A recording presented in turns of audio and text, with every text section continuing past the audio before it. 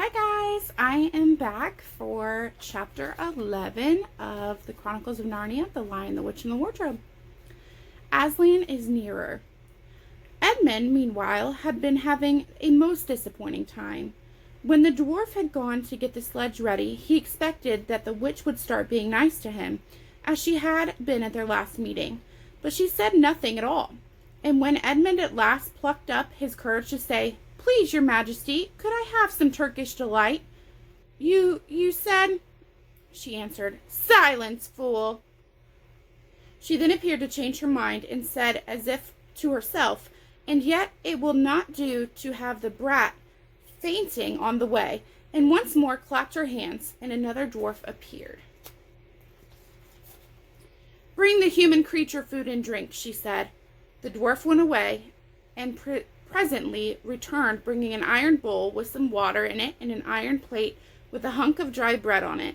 He grinned in a repulsive manner as he set them down on the floor beside Edmund and said, "Turkish delight for the little prince. Ha ha ha!"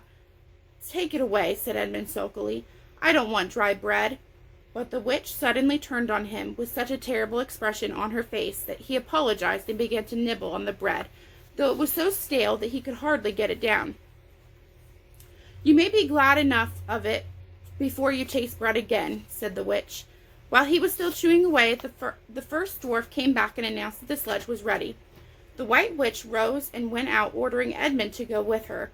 The snow began falling again as they came into the courtyard, but she took no notice of that, and made Edmund sit beside her on the sledge. But before they drove off, she called Megrim, and he came bounding in like an enormous dog to the side of the sledge. "Take with you the swiftest of your wolves, and go at once to the house of the beavers," said the witch, "and kill whatever you find there. If they're already gone, then make all speed to the stone table, but do not be seen. Wait for me there in the hiding. Meanwhile must go many miles. I meanwhile must go many miles to the west before I find a place where I can drive across the river. You may overtake these humans before they reach the stone table. You will know what to do if you find them." "I hear and obey, O queen," growled the wolf, and he immediately shot away into the snow and the darkness as quickly as a horse can gallop. In a few minutes he had called another wolf, and was with him down on the dam sniffing at the beaver's house. But of course they found it was empty. It would have been a dreadful thing for the beavers and the children if the night had remained fine, for the wolves would have been able to follow their trail, and 10 to 1 would have overtaken them before they would have gotten to the cave. But now that the snow had begun again, the scent was cold, and even the footprints were covered up. Meanwhile the dwarf whipped up the reindeer, and the witch and Edmund drove out under the archway, and on and away into the darkness and cold. This was a terrible journey for Edmund, who had no coat. Before they had even been gone a quarter of an hour, all the front of him was covered with snow. He soon stopped trying to shake it off, because as quickly as he did that, a new lot gathered, and he was so tired. Soon he was wet to the skin, and oh, how miserable he was. It didn't look now as if the witch intended to make him a king. All the things that he had said to make himself believe that she was good and kind, and that her side was really the right side, sounded to him silly now. He would have given anything to meet the others at this moment, even Peter. The only way to comfort himself now was to try to believe that the whole thing was a dream, and that he might wake up at any moment. As they went on, hour after hour, it did come to seem like a dream.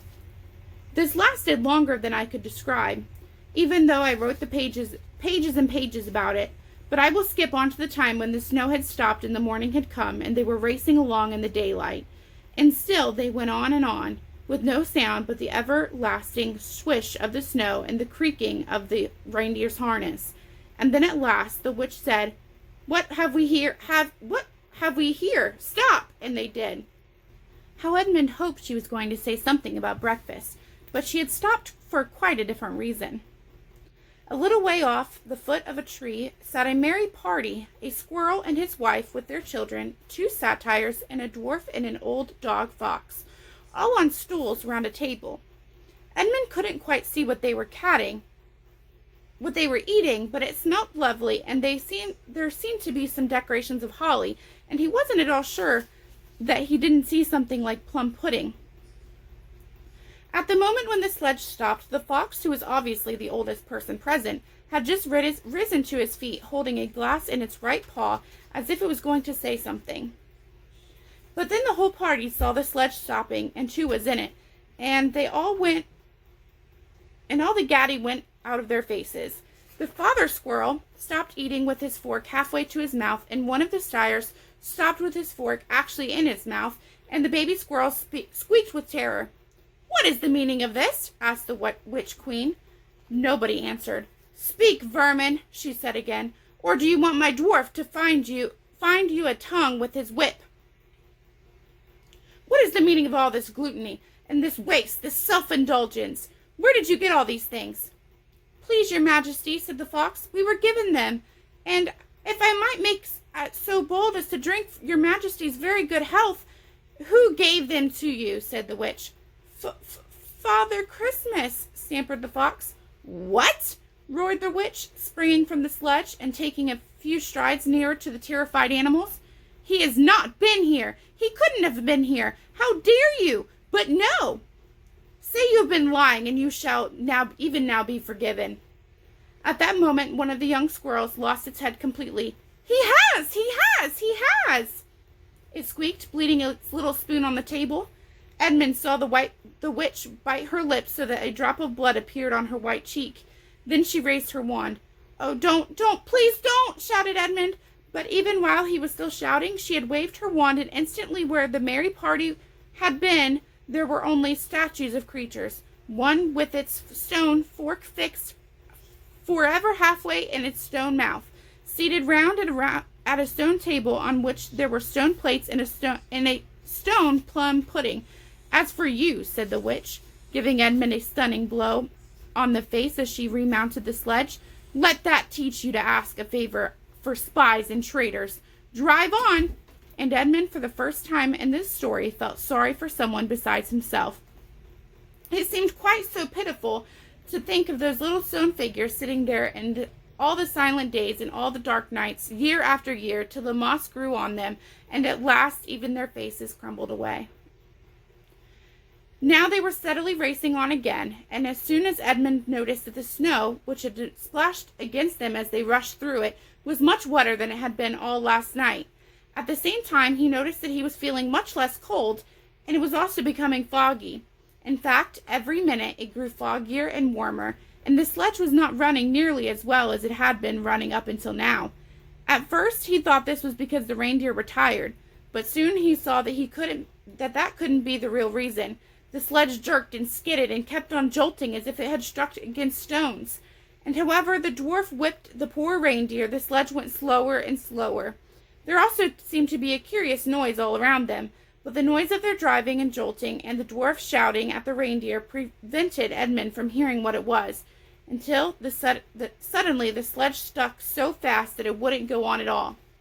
When that had happened, there was a moment's silence. And in that silence, Edmund could at last listen to the other noise properly. A strange, sweet, rustling, chattering noise, and yet not so strange, for he had heard it before, and if only he could remember where. Then all at once he did remember. It was the noise of running water. All around them, though out of sight, there were streams, chattering, murmuring, bubbling, splashing, and even in the distance roaring, and his heart gave a great leap, although he hardly knew why, when he realized that the frost was over, and much nearer there was a drip, drip, drip from the branches of all the trees. And then he looked at one tree, and he saw a great load of snow slide off of it, and for the first time since he had entered Narnia, he saw the dark green of a fir tree. But he hadn't had time to listen or watch any longer, for the witch said, "Don't sit staring, fool! Get out and help!" And of course Edmund had to obey. He stepped out into the snow, but it was really only slush by now, and began helping the dwarf to get the sledge out of the muddy hole that it had gotten into. They got it out in the end, and by being very cruel to the reindeer, the dwarf managed to get them on the move again, and they drove a little farther. And now the snow was really melting in the earnest patches of the green grass, there were beginning to appear in every direction. Unless you have looked at the world of snow as long as Edmund had been looking at it, you will hardly be able to imagine what a relief those green patches were at the endless white. And then the sledge stopped again. "It's no good, your majesty," said the dwarf. "We can't sledge in this thaw." "Then we must walk," said the witch. "We shall never overtake them walking," growled the dwarf. "Not with the start they've got." "Are you my concealer or my slave?" said the witch. "Do as you're told. Tie the hands of the human creature behind it and keep a hold of the end of the rope, and take your whip and cut the harness of the reindeer. They'll find their own way home." The dwarf obeyed, and in a few minutes Edmund found himself being forced to walk as fast as he could with his hands tied behind him.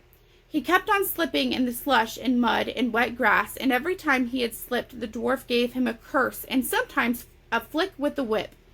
The witch walked behind the dwarf and kept on saying, "Faster, faster!" Every moment the patches of green grew bigger and the patches of snow grew smaller. Every moment more and more of the trees shook off their robes of snow. Soon, wherever you looked, instead of white shapes, you saw the dark green of firs and the black prickly branches of bare oaks and beeches and elms. And then the mist turned from white to gold and presently cleared away altogether. Shafts of delicious sunlight struck down into the forest floor, and overhead you could see a blue sky between the treetops. Soon there were more wonderful things happening. Coming suddenly round the corner into a glade of silver birch trees, Edmund saw the ground covered in all directions with little yellow flowers. The noise of the water grew louder. Presently they were actually crossed a stream. Beyond it found snowdrops growing. "Mind your own business," said the dwarf when he saw that Edmund had turned his head to look at them, and he gave the rope a vicious jerk. But of course this didn't prevent Edmund from seeing. Only 5 minutes later he noticed a dozen crosses growing around the foot of an old tree, golden, purple, and white. Then came a sound of even more delicious than the sound of water. Close behind the path they were following, a bird suddenly chirped from the branch of a tree. It was answered by the chuckle of another bird a little farther off. And then, that had been a signal, there was chattering and chirping in every direction. And then, in a moment, a full song. Within 5 minutes, the whole wood was ringing of birds' music, and wherever Edmund's eyes turned, he saw the birds alighting on the branches, or sailing overhead, or chasing one another, or having their little quarrels, or tidying up their feathers with their beaks. "Faster, faster!" said the witch. There was no trace of the fog now. The sky became bluer and bluer, and now there were white clouds hurrying across it from time to time. In the wide glades there were primroses. A light breeze sprang up which scattered the drops of moisture from the swaying branches and carried cool, delicious scents against the faces of the travelers. The trees began to fully come alive. The larches and birches were covered with green, and the labrams with gold. Soon the beech trees had put forth their delicate transparent leaves. As the travelers walked under them, the light also became green. A bee buzzed across their path. "This is no thaw," said the dwarf, suddenly stopping. "This is spring. What are we to do? Your winter has been destroyed, I tell you. This is Aslan's doing." "If either one of you mentions that name again," said the witch, "he shall instantly be killed." All right, and that is the end of chapter 11. I will get chapter 12 to you guys tomorrow. Bye.